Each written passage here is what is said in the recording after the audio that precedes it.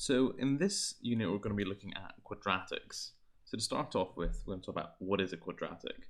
Well, it's basically a polynomial with a degree of 2, and it's always written in the form of x squared plus bx plus c. So an example of that would be x squared plus 2x plus 1. But this number here is always going to be a 2. That's what it means. A polynomial of degree 2 means that this x is always going to be a squared term. And the graph of any quadratic is always the same. It's a shape called a parabola, and it's either one like this or it's one like that. And you might recognize it because it's the shape of projectiles moving under the force of gravity. If you throw a ball or anything like that, it will take the shape of a parabola. Okay, so how do you know what the shape of the parabola is going to look like? That's what we're going to go and look at in a bit more detail here. So what we're going to do here is we're going to graph all of these functions, and then we're going to see what their shape looks like. Here are the equations of those functions. So first off, we'll start off with y equals x squared. Y equals 3x squared, so we have this shape here. What about if we do the next one of y equals 2x squared plus 1? Okay, so it's similar as before, same shape, except it's moved up a little.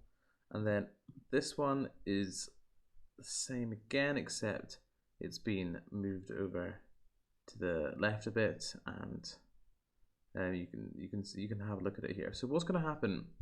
You notice here that these are all positive x squared terms. What happens if we put a negative there? Well, you'll see it's actually just reflected in the x-axis that these, with this x negative term, these are all going to have this shape of having a maximum turning point. So I'll load some more in. So all of these have minimum points, maximum points even, and that all of these have minimum turning points. So going back to the slides now. So how do you know which one's which? Well, basically, it all comes down to do with this coefficient a at the beginning of the equation. So if a is greater than 0, then x is going to have this smiley face shape, and this turning point is going to be a minimum turning point, right? And then the opposite is true. If a is less than 0, then the parabola is going to be this shape with a maximum turning point. Now, some people remember it by thinking positive parabola, smiley face, positive equation, smiley face, negative equation, sad face.